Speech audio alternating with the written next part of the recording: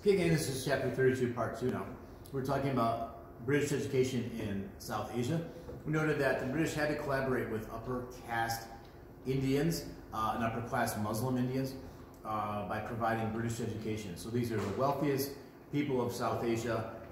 They're going to learn English, going to learn about the great things about British history, but this will not filter down to the poor, right? Poor families have no public education.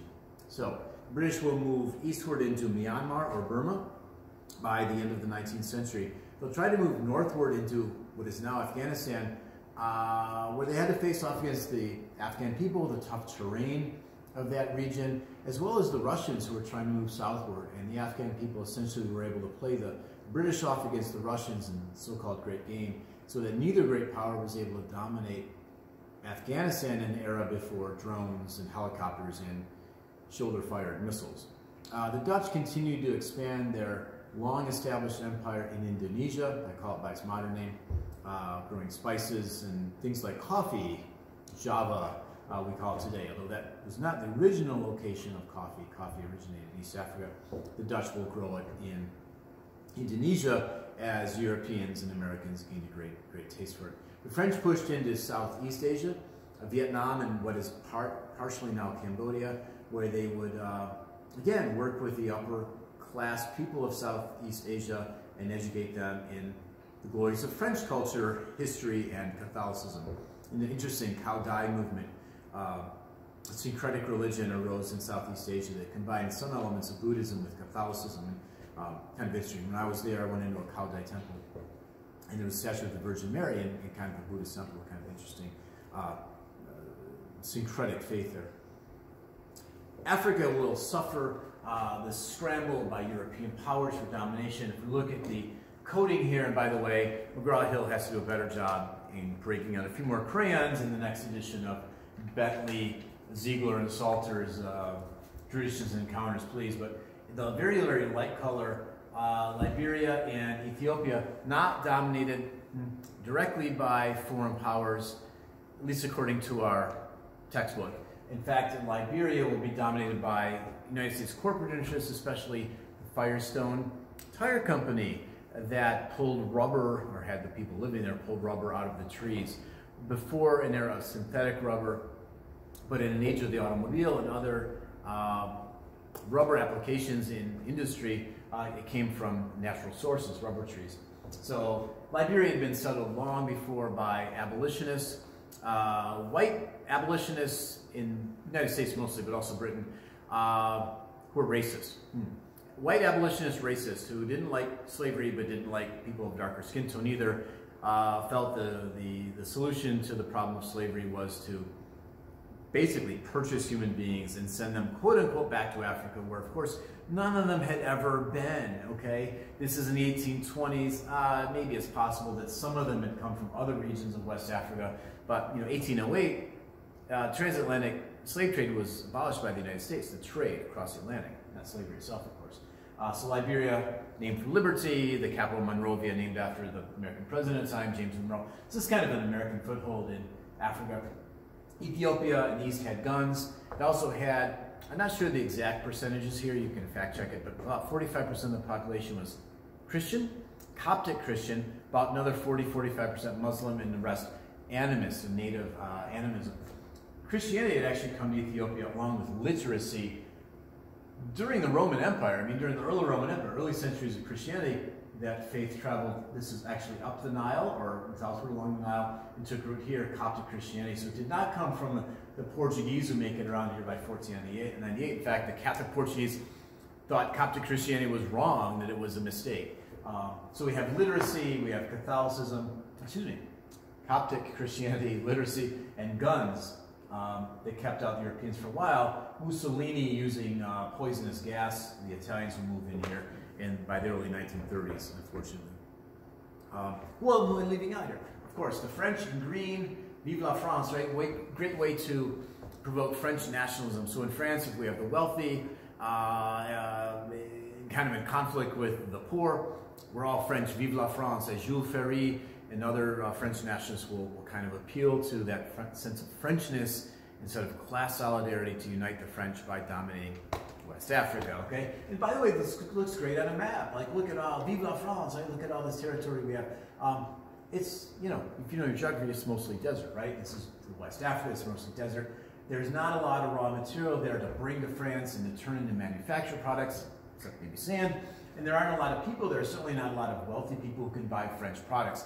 But there are these geostrategic arguments, look, this is great on your map, nationalism, we're going to unite the French, and also economic arguments, but they often tend not to play out, right? The sources, raw materials are there in many of these colonies. Certainly the markets aren't there to buy French manufactured goods, but the sense was we have to get it for French before the British do, or before the Belgians do. The British will take from Egypt really down the line here, taking a bump here around. This is German East Africa for a while, then the British take it all the way to the south, where they're going to have to actually fight Dutch-speaking, light-skinned people here. We'll talk about the Boer War in a moment. The Germans don't get much, which might explain some things, right? Germany was, in a sense, kind of late to the scramble. Germany had only been unified in 1871, which might lead to some German anger, right? This scramble for Africa will help to lead to German feelings of jealousy, perhaps, all right, against the French and the British, which were on the cusp of World War I, so keep that in mind. The Italians have Somalia and Libya, and again, they will take Ethiopia by the early 1930s. Who else is here? Belgium, okay? The Belgians, in some way, the Belgian king gets this scramble going by creating a syndicate, his own private company in the Congo, and he pushes in explorers like H.M. Stanley, American, who would go in essentially and have African leaders sign away their land. Of course, they didn't know what they were signing. This was akin to the way the U.S. government had treated Native American tribal leaders and the conquest of the American West, right? So they sign away their land, and it becomes part of this Leopold II's private domain. He sends African people out to collect rubber from the trees, and great atrocities were committed when the people were not successful. When maybe their pail of rubber came back empty too many times, they would have a hand cut off. And we're talking about children, and this is just awful, awful business. I'm going to be somewhat critical of the missionaries, especially the Protestant missionaries who are going into parts of the world. Well, Catholics, we'd already criticized them for going in a century or two before. But I will say that the Protestant missionaries who come upon dismembered Congolese, people in this Belgian Congo, did publicize it through the somewhat new technology of the daily newspaper, print, with photographs. And there was really an outcry worldwide, especially in the reading public of Europe and North America, against the Belgian king, who, in a sense, gave or rescinded the colony, the syndicate, the private company, to the Belgian parliament that took control of it, and alleviated the situation at least a little bit. Industrial grade weapons will be used not only against people of darker skin tone in Africa, but also against white people by white people. So forgive my expression here, but this is a white-on-white fight in extreme southern Africa, which had been a Dutch colony. The Dutch moved into Cape, the bottom of Africa, 1652. They, with their manufactured weapons at the time, muskets, pushed out the local people, the Xhosa, the Khoi, and then the British move in and push the Boers, B-O-E-R, the Boers further north, who pushed out other native peoples northward as they pushed up into Rhodesia. And then gold is discovered in that region, right? So the British and these light-skinned Dutch-speaking Boers go to war with one another in South Africa. It's white on white.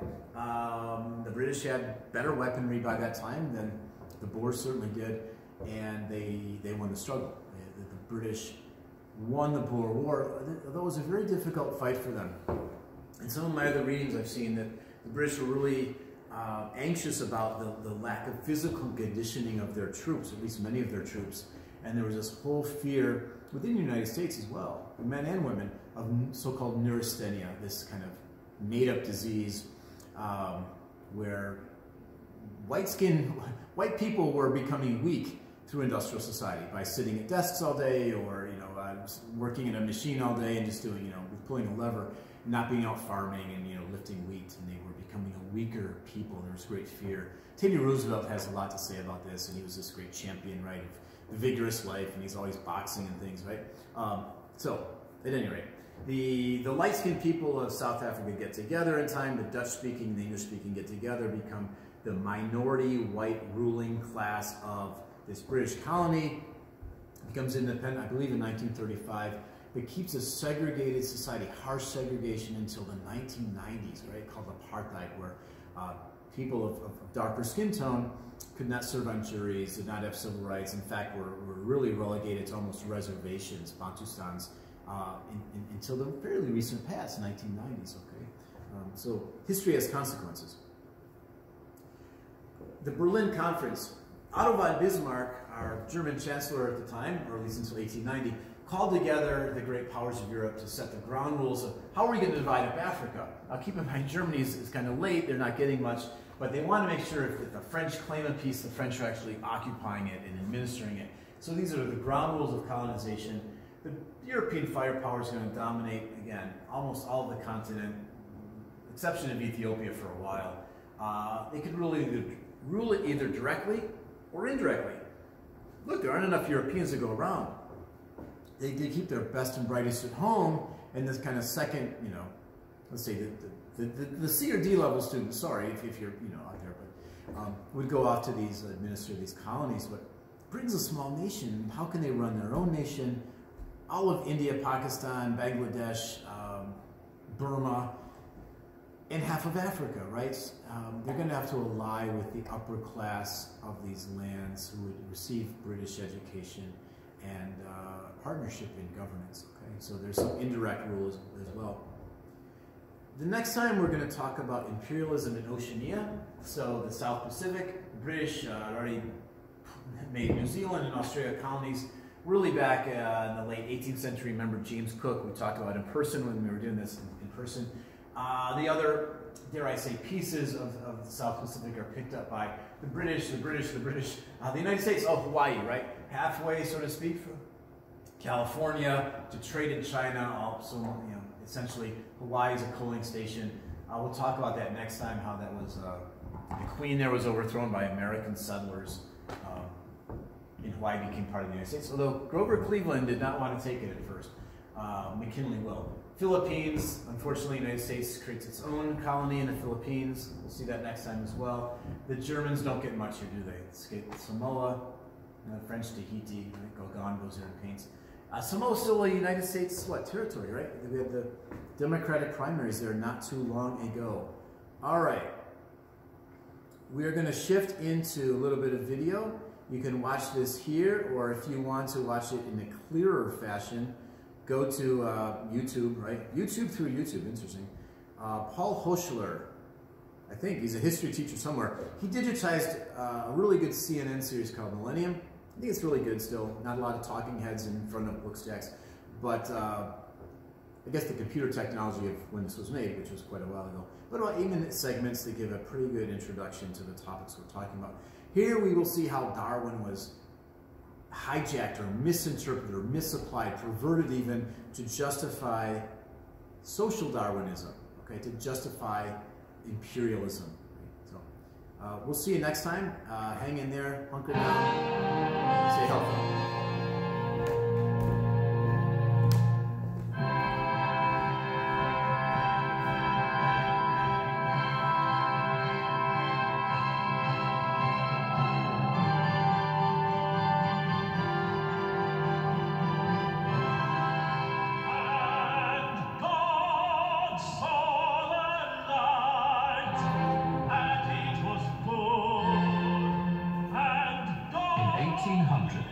Joseph Haydn published his oratorio, The Creation. It tells the biblical story of Genesis. God made the world in 6 days and crowned his creation with man. In the 19th century, this popular belief was challenged by a radical secular idea. It was developed here in an English village, in the course of a quest for a new understanding of nature.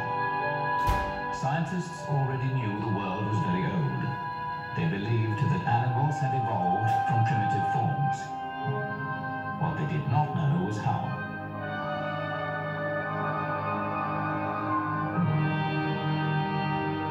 Charles Darwin was the first to solve the problem with his theory of evolution.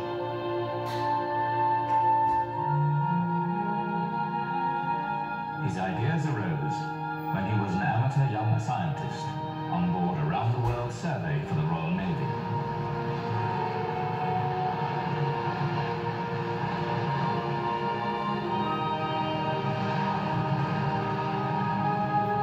In the Pacific, Darwin explored the Galapagos Islands.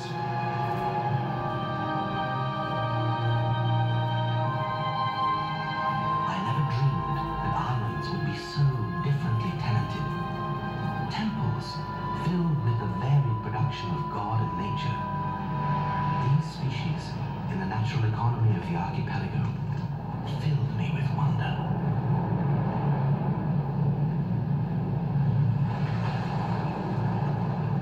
Here, Darwin began to realize that species changed by adapting to local conditions. We seem near to answering that mystery of mysteries. The first appearance of new beings on Earth.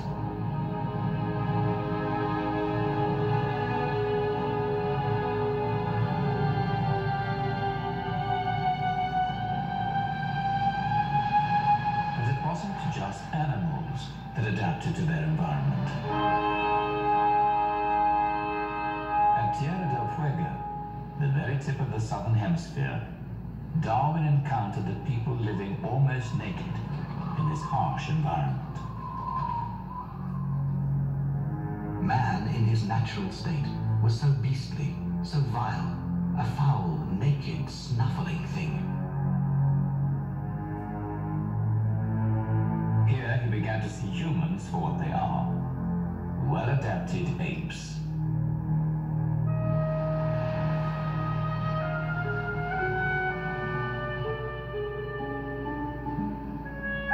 Darwin returned from his voyage with collections of specimens that gained him respect among professional scientists.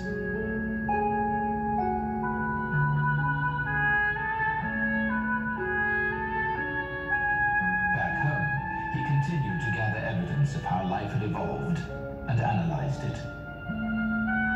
But the tranquility of his life in the country masked an emotional turmoil.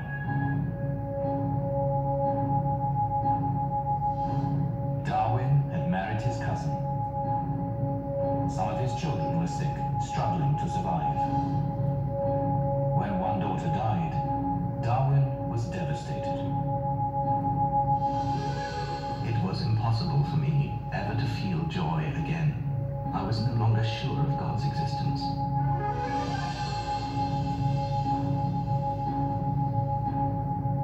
It made him see his own family as casualties of nature. Everywhere he looked, he saw that what drove the evolution of species was the struggle for survival. Nature is savage, and the struggle must be won by the strongest.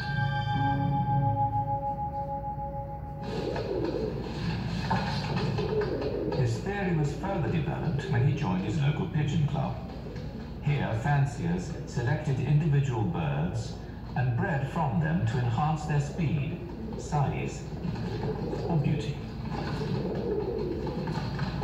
Darwin saw that nature itself acted as the supreme selector. These facts have thoroughly convinced me that species have been modified during a long course of descent.